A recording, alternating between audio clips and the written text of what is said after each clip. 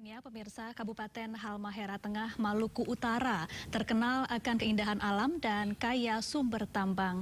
Pejabat Bupati Halmahera Tengah, Ikram M. Sangaji, memiliki sejumlah program prioritas untuk memajukan daerah yang dipimpinnya tersebut. Salah satunya adalah menurunkan angka stunting di Halmahera Tengah. Halmahera Tengah merupakan salah satu kabupaten di Provinsi Maluku Utara.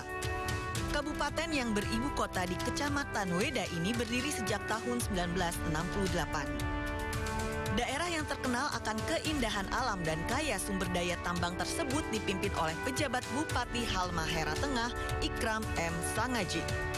Pemda setempat memiliki program prioritas di 5 sektor demi memajukan Halmahera Tengah.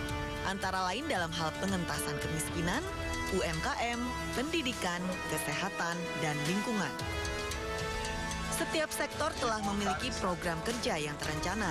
Contohnya adalah program kerja di bidang kesehatan, yaitu menangani stunting. Pemda setempat mempunyai target untuk turunkan angka stunting dari 564 kasus menjadi 189 kasus. Hal ini dilakukan dengan memberi insentif kepada 191 ibu hamil dan menyusui di Halmahera Tengah. Sedangkan program prioritas di bidang lingkungan antara lain penataan kota dengan perbaikan drainase, trotoar, dan lampu jalan. Di samping itu juga pemulihan 25 hektar kawasan mangrove dan penanaman 500 pohon lindung.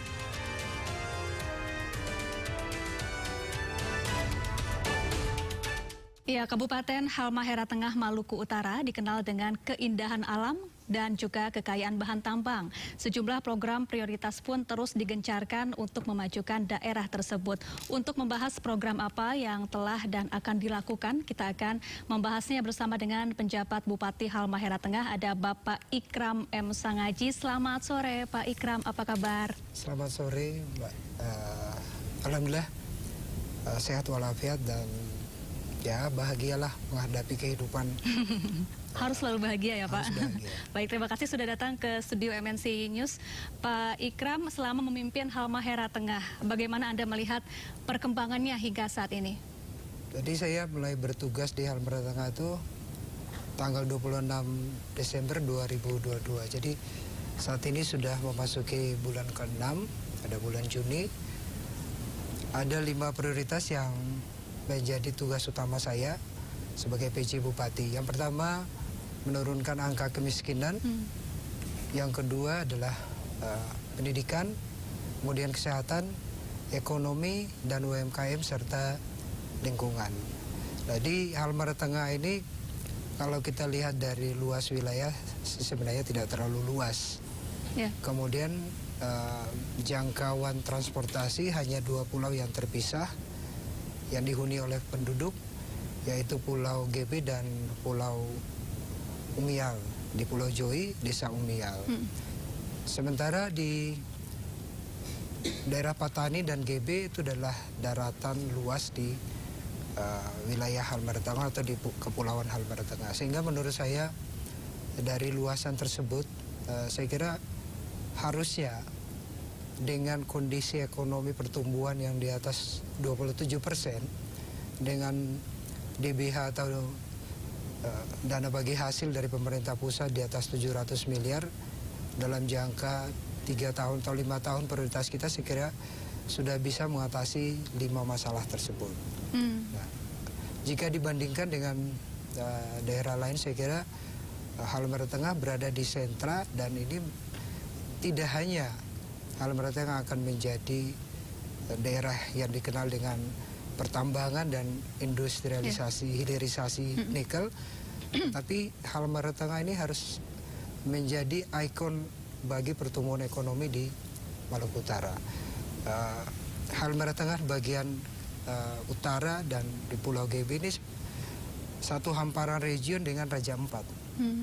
Nah, kita berbatasan langsung dengan negara Palau di mana ada Pulau Jiu, dan itu adalah suatu ekoregion yang memiliki nilai ekologi yang sangat tinggi, di mana kita tahu Raja Ampat menghasilkan pariwisata yang begitu besar, dan saya juga pernah menjadi kepala balai kawasan konservasi perairan nasional dan membawahi Raja Ampat. Ya. Nah, jadi saya memahami dari aspek kelautan dan perikanan untuk bagaimana Halmahera Tengah menjadi potensi, kita mengembangkan potensi wisata alam laut dan juga perikanan untuk kawasan bagian kawasan Patani. Sementara di Weda, mulai dari Kecamatan Weda Kota sampai dengan Weda Timur dan Weda Utara, itu sudah masuk pada KI atau kawasan industri, di mana luasnya adalah 15.000 hektar. Nah, 15.000 hektar inilah yang menghasilkan pertumbuhan ekonomi. Rekrut tenaga kerja yang begitu besar. Jumlah penduduk Halmahera Tengah saat ini sudah mencapai 92.000. Iya. Nah, 92.000 itu populasi tersebut, itu populasi yang menerima kedatangan pencari kerja di pertambangan dan industrialisasi nikel.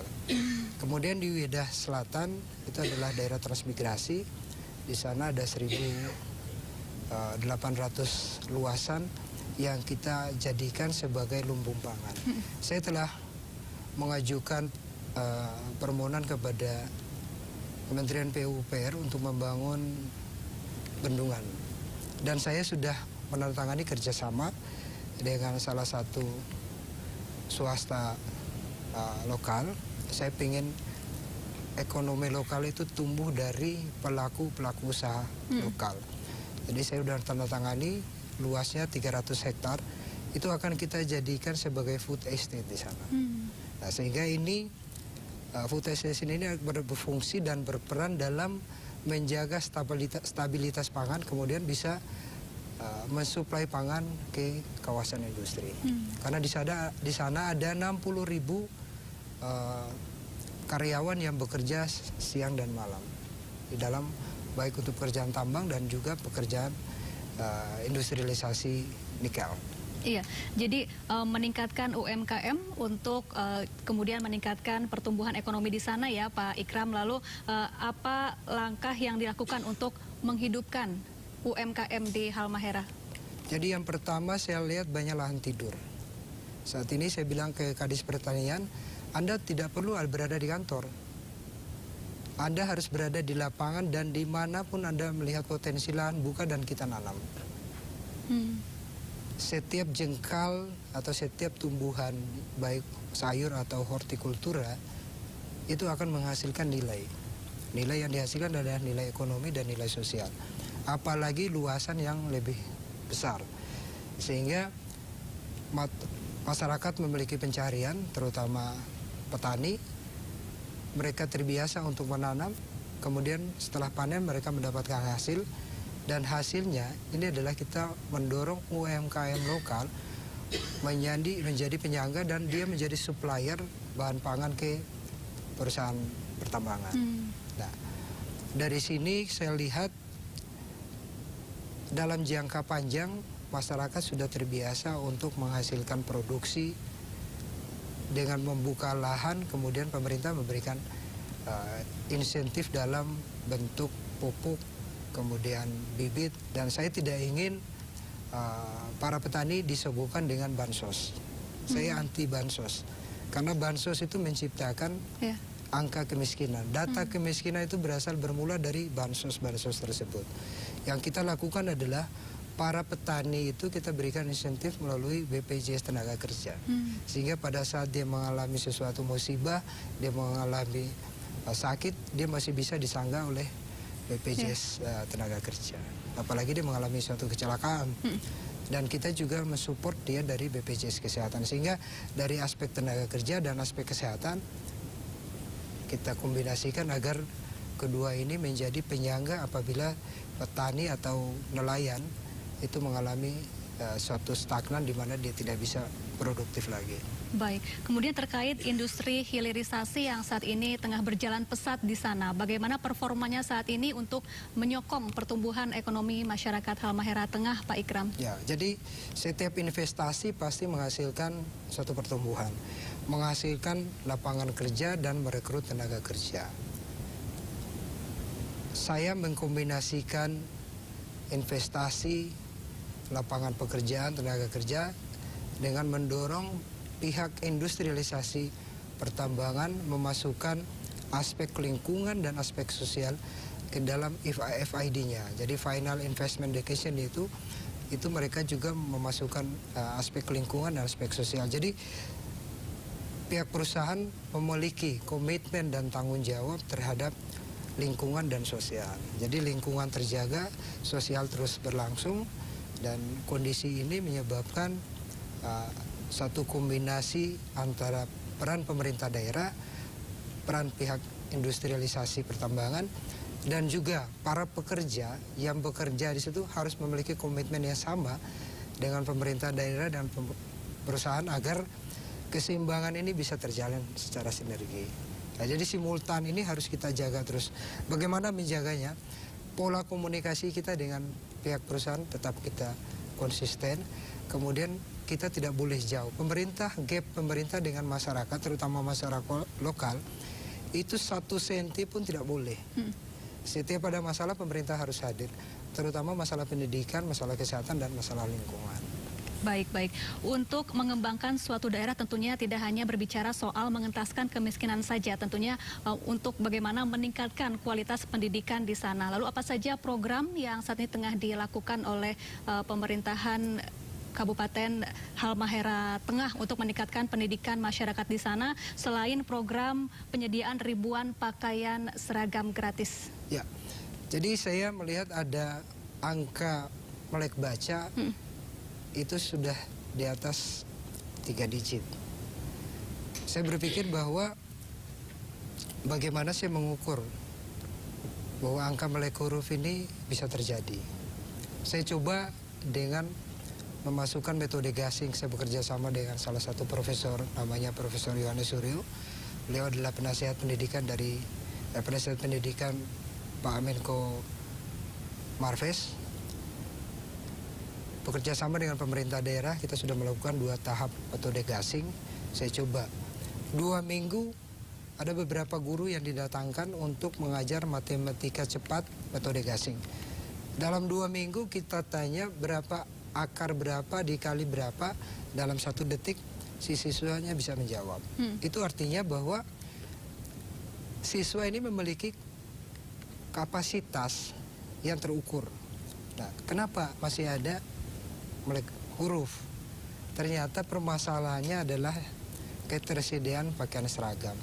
Jadi siswa begitu seragamnya kotor, dia nggak bisa ke sekolah. Karena dia nggak sekolah, orang tuanya marah. Kemudian diajaklah ke kebun sehari, 2 hari, 3 hari, dan ini juga sudah akhirnya si siswa merasa malas untuk kembali ke sekolah.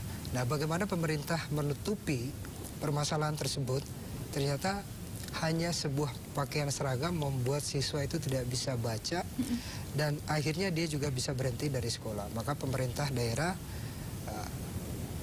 memberikan insentif pakaian seragam. Jadi ada 3 pakaian seragam, yaitu batik, seragam utama, mulai dari PAUD, SD, TK, sampai SMA. SMA walaupun bukan kewenangan pemerintah kabupaten, tetapi yang sekolah juga itu adalah anak-anak didik kita yang berada di Halmahera Tengah. Nah, kemudian saya mulai memetakan kompetensi guru. Kita mulai membuat satu sistem untuk menerapkan pendidikan yang lebih berbasis pada sistem yang kuat, di mana seorang guru dia harus berfungsi, benar-benar berfungsi sebagai pengajar. Selain dia sebagai pengajar, dia harus berperan untuk mengambil alih peran-peran pemerintah di dalam suatu pendidikan. Jadi bukan dia hanya ditugaskan sebagai guru, tetapi dia juga harus berperan sebagai pemerintah. Biasanya guru tidak merasa sebagai pemerintah. Pemerintah itu diidentik dengan dinas A, dinas B, organisasi pemerintah daerah. Sehingga guru dan tenaga kesehatan itu mereka merasa mereka punya status yang berbeda. Nah, ini tidak boleh, sehingga mereka merasa bahwa saya adalah pendidik dan saya juga adalah pemerintah, sehingga dia harus memiliki target. Baik, masih dalam sektor pendidikan, kabarnya ada politeknik yang tengah dibangun saat ini di sana ya Pak Ikram. Namun tahan dulu, kita akan bahas usai jeda. Pemirsa jangan kemana-mana, tetaplah bersama kami.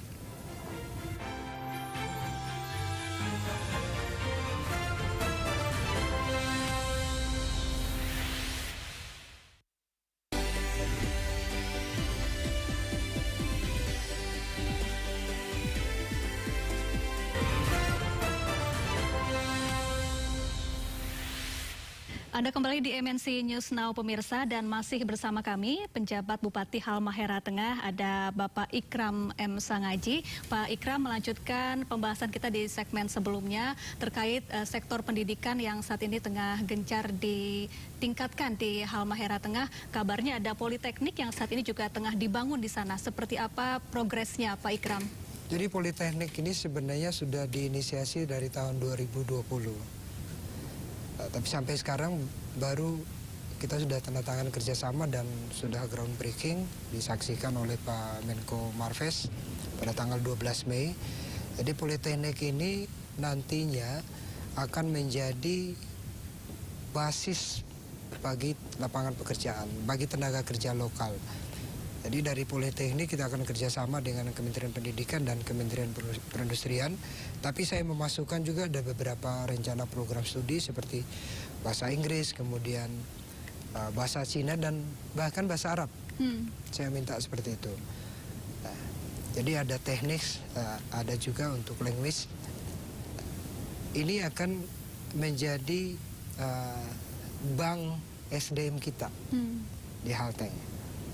Dan mereka setelah dari situ punya skill teknis, nanti akan kita siapkan kompetensi manajemen, kemudian keterampilan, sehingga dia bisa bekerja langsung di perusahaan pertambangan dan bisa mengisi job-job yang sebetulnya saat ini masih diisi oleh pekerja dari Cina, ada pekerja juga dari berbagai daerah. Saya rencanakan 3 tahun, 4 tahun ke depan, ini job-job ini sudah bisa diisi oleh pemuda-pemuda kita yang nantinya menjadi keluaran dari politeknik. Baik, Pak Ikram, tadi kita sudah berbicara terkait pertumbuhan ekonomi beserta pengentasan kemiskinan di sana. Kita juga sudah berbicara mengenai pendidikan di sana, dan yang tak kalah penting ini terkait kesehatan di Halmahera Tengah. Dan Halmahera Tengah ini menjadi salah satu kabupaten dengan angka stunting tertinggi ya Pak. Bagaimana penanganannya saat ini? Jadi kita lihat stunting ini dengan angka 564 itu cukup tinggi. Di kuartal 3 2022 saat ini kita sudah berkurang dari 564 sudah menjadi 453. Nah, ini terjadi penurunan yang, walaupun kita baru bekerja selama 6 bulan. Pertama saya lakukan adalah mengidentifikasi dan inventarisasi program-program stunting yang ada di OPD. Kemudian kita sinkronkan, dan saya tidak bekerja sendiri. Saya melibatkan pihak TNI, kemudian pihak kepolisian, ada Polsek, ada Babinsa, ada Babin Kantipmas, kemudian ada Danramil, ada Dandim, ada Kapolres, kita sinergikan.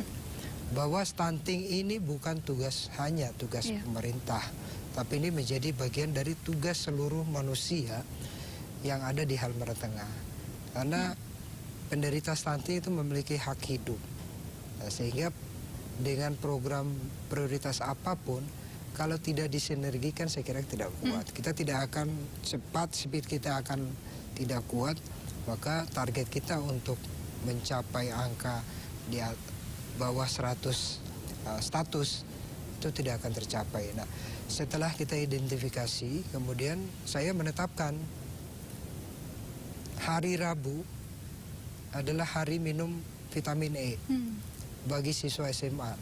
Ya, SMP ada juga sih, tapi saya menetapkan tiap minggu hari Rabu itu adalah konsumsi vitamin E bagi siswa SMA dan SMK. Karena itulah mereka calon-calon ibu, dan jika kita tidak kuatkan di vitamin E bisa mengakibatkan stunting pada saat melahirkan nanti. Ini juga memberikan psikologi pendidikan dan pemahaman kepada siswa bahwa minum vitamin E ini untuk Anda kamu jangan cepat nikah gitu loh. Nah kemudian kita memberikan insentif ibu hamil dan ibu menyusui per bulan itu 1 juta. 500 dari dana desa, kemudian 500 dari APBD. Nah, kita kombinasikan setiap, tapi ada kriterianya. Kriterianya atau persyaratannya memiliki KTP 2 tahun berada di Halmahera Tengah, kemudian bukan PNS, tingkat kehidupan di bawah rata-rata, kemudian harus memeriksa diri sebulan itu minimal 3 kali ke posyandu. Baik. Gitu. Baik Pak Ikram, untuk menghapus stunting ini salah satunya adalah dengan memenuhi makanan bergizi seimbang. Ya, kita tahu Halmahera Tengah memiliki sumber pangan yang melimpah. Lalu bagaimana dengan edukasi gizi di sana dan juga kemampuan masyarakat untuk memperoleh makanan sehat dan bergizi sehingga nantinya angka stunting bisa betul-betul terhapus total begitu. Nah, jadi stunting ini tidak hanya kita ke si anak status stunting, tapi setelah dia keluar dari status stunting, yang kita jaga adalah kehidupan keluarganya. Karena rata-rata stunting itu berada di keluarga miskin. Nah, jadi tidak hanya kita menekan atau membuat si bayi atau balita keluar dari stunting, tapi kita juga menjaga kehidupan keluarganya. Salah satunya adalah yang program dari pemerintah pusat itu ada pemberian makanan bergizi, tapi itu juga harus kita monitor. Biasanya kalau kita langsung kasih ke orang tuanya, bisa aja makanan itu tidak nyampe ke mulut anaknya. Nah, bagaimana agar itu bisa? Ya kita menggunakan Babinsa, Kamtipmas bersama-sama kepala desa dan tim posyandu, kemudian tim gizi juga ikut bekerja sehingga semuanya harus dipadukan. Jadi tidak bisa kita parsial-parsial. Kalau nggak bisa. Baik. Lalu bagaimana dengan ketersediaan puskesmas dan juga rumah sakit beserta tentunya tim medis profesional yang siap membantu masyarakat di sana, Pak Ikram? Salah satu yang saya minta dari para dokter itu adalah home visit. Anda jangan menunggu pasien, menunggu ibu-ibu di puskesmas. Jemput bola ya Pak? Ya, jadi harus lebih banyak home visit. Jadi sekarang 60% harus home visit. Dan saya meminta mereka memonitor angka stunting, progres dari anak stunting. Misalnya bulan ini berat badan sekian, panjangnya sekian. Bulan berikutnya ada terjadi perubahan. Kalau dia menurun, saya harus minta ke mereka report, ini kenapa dia menurun? Masalahnya apa? Apakah ibunya sakit atau dia sakit? Kenapa tidak ke dokter? Makanya harus home visit. Jadi dengan home visit kita mengetahui penyebabnya. Baik, kemudian Pak Ikram, dalam sektor lingkungan dan pariwisata, apa saja yang telah dan akan dilakukan terutama dalam memperindah tatanan kota di Halmahera Tengah? Weda ini berada di kota Weda ya, ibu kota Kabupaten Halmahera Tengah itu berada diapit oleh 2 sungai, Sungai Vetu dan Sungai Vidi. Luas kotanya tidak terlalu besar. Nah, tapi untuk mempercantik kota ini adalah memberikan kenyamanan, keindahan bagi masyarakat sehingga masyarakat melihat tatanan kota yang bagus, apik, rapih, hijau dan bersih. Siapapun manusia kalau dia menjadi bagian dari situ dia akan merasa bertanggung jawab. Ini dengan sendirinya merubah pola pikir dan psikologi mindsetnya individual atau kelompok masyarakat untuk dia ikut akan bertanggung jawab dan menjaga lingkungan. Nah, kami akan membuat penataan kota yang lebih modern, walaupun konsepnya adalah disesuaikan dengan budaya lokal Fagoguru, sehingga kita tidak hedon dalam menyiapkan suatu konsep perkotaan, tapi kita membuat konsep perkotaan yang disukai, dicintai, dan masyarakat merasa ikut bertanggung jawab untuk memelihara kota tersebut. Baik, ya, dalam menjalankan program-program prioritas ini, apa saja sih Pak kendala yang kerap ditemui? Saya kira semua pemerintah daerah, terutama di wilayah timur Indonesia, punya karakteristik yang sama.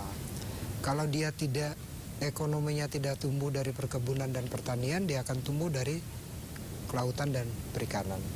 Nah, tapi bagi pemerintah Kabupaten Halmahera Tengah ada tambahan alam yang memberikan sumber daya energi seperti pertambangan, kemudian ini harus menjadi keseimbangan, harus seimbang. Jadi seimbang antara pertumbuhan ekonomi di bidang pertanian, perkebunan, dan perikanan itu harus seimbang dengan pertambangan. Dan Halmahera Tengah itu memiliki banyak kars, sehingga ada banyak geosite yang sudah kita identifikasi. Kami sudah mendatangkan ahli Geopark Indonesia. Mereka sudah ke sana melihat langsung, ada beberapa geosite yang nantinya itu akan menjadi sentra-sentra pariwisata yang sifatnya lebih. Saya ingin wisata yang di geosite itu bukan wisata yang masif, tapi wisata yang sifatnya nature dan membuat orang itu berpikir adrenalin itu bekerja. Dia akan memasuki pada suatu kawasan yang nilai alamnya sangat tinggi, tetapi dia dibatasi oleh aktiviti yang menyebabkan menurunnya nilai ekologi dari suatu kawasan tersebut. Baik, beberapa program prioritas saat ini tengah berjalan dan terus digalakan. Kemudian apa Pak target Bapak mungkin untuk beberapa waktu atau beberapa tahun ke depan terkait pengembangan daerah Kabupaten Halmahera Tengah? Sesuai dengan 5 prioritas tadi, Mbak. Tugas PJ ini hanya menyiapkan dan melakukan perbaikan dari konsep-konsep sebelumnya. Jadi kita hanya ditugaskan setahun dan bisa diperpanjang untuk tahun kedua. Nah, dari 5 prioritas tadi, yang pertama angka kemiskinan yang 12%, saya mentargetkan hanya 1 digit, 5-6%. Nah, untuk kesehatan, saya kira saya sudah bekerja sama dengan pemerintah, dengan pihak swasta untuk membangun rumah sakit, dan saat ini tanggal 28 kami akan mengirimkan 20 bidan untuk belajar ke Cina dengan biaya dari pihak IWIP, perusahaan tambang di sana. Nah, ini untuk menyiapkan selain infrastruktur juga menyiapkan SDM. Tapi yang saya inginkan adalah peran dan partisipasi masyarakat terhadap dirinya sendiri dan lingkungan kesehatannya dia. Sehingga apapun yang kita siapkan, kalau masyarakat tidak mampu memahami bahwa kesehatan itu bagian dari kehidupannya, maka akan sulit. Baik, terima kasih atas waktunya telah berbincang dan hadir langsung bersama kami di studio MNC News, Pak Ikram M. Sangaji, penjabat Bupati Halmahera Tengah. Terima kasih, salam sehat dan sukses selalu Pak Ikram.